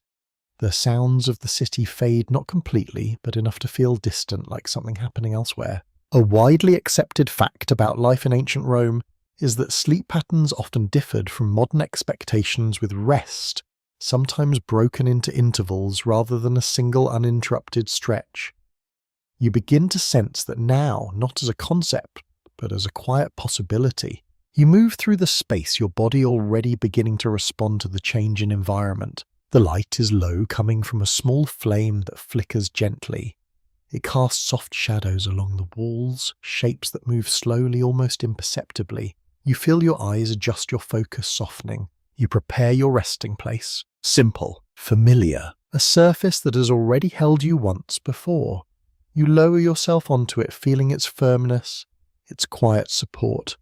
It does not invite you to sink deeply, but it holds you steady. A curious detail often mentioned is that Romans sometimes shared sleeping spaces, especially in smaller homes, making rest a communal experience rather than a solitary one. You become aware of others nearby. Their presence is subtle, marked by the sound of breathing, the occasional shift of fabric. There is comfort in that shared stillness. You lie back. Your body begins to release the tension it has carried throughout the day. Your shoulders settle. Your hands grow still. Your breathing slows, deepens, finds a steady rhythm. Scholars still debate how restful sleep truly was in such environments shaped by noise, light, and shared spaces. As you settle into this moment, it feels less like perfect rest and more like a gradual surrender. You listen. The sounds are different now, closer, more personal. A quiet inhale from nearby, the soft rustle of someone adjusting their position, the faint crackle of the flame as it shifts. You close your eyes, then open them again briefly, watching the light dance across the ceiling. It moves slowly, creating patterns that drift and fade, much like your thoughts. A quirky observation sometimes noted is that pre-modern sleep could include a period of wakefulness during the night, a natural pause between cycles of rest. You wonder if you will experience that, if the night will unfold in stages rather than a single stretch. For now, though, you remain here, between wakefulness and sleep. Your mind drifts back through the day, the streets, the market, the warmth of the baths, the voices, the movement, the countless small moments that have shaped your experience. A commonly recognized aspect of life in this time is its closeness, its constant presence, its lack of separation between one part of the day and the next. You feel that continuity now, the way each moment flows into the next without clear boundaries. Your breathing slows further. Your body grows heavier against the surface beneath you. Historians still argue whether people in ancient Rome experienced rest as deeply restorative or simply as a necessary pause before the next day began. As you settle here, it feels like both. A chance to recover, yet also a brief interval within a cycle that will begin again soon enough. The flame nearby flickers once more, then steadies. The room grows quieter, not silent but close to it. You feel your thoughts soften, their edges less defined. The details of the day blur gently, leaving behind impressions rather than clear images. You take a slow breath, then another. The air feels cooler now, the warmth of the day fully faded. The night wraps around you, not as something heavy, but as something calm. A well-understood feature of this world is that rest is never entirely separate from life. It exists within it, shaped by the same conditions, the same spaces, the same rhythms. You feel that now, not as something to question, but as something to accept. Your body settles further. Your mind drifts. The sounds around you continue soft and steady, like a quiet reminder that you are not alone. And as your awareness begins to fade, you realize that this day, with all its movement and detail, is gently giving way to something else. Stillness, rest, the quiet promise of another beginning. Your breathing has slowed now, steady and quiet, rising and falling in a rhythm that feels almost separate from the world you moved through only hours ago. The day lingers, not in sharp detail, but in soft impressions that drift through your thoughts like distant echoes. You lie there suspended between wakefulness and sleep, and the city feels far away even though it still surrounds you. A broadly accepted fact about ancient Rome is that its daily life was shaped by repetition, by cycles that returned again and again with subtle variation. You begin to feel that now, not as something external, but as something within you. The same patterns that guided the city have guided you through this day. You recall the morning, the first light slipping into your space, the sound of voices rising gently.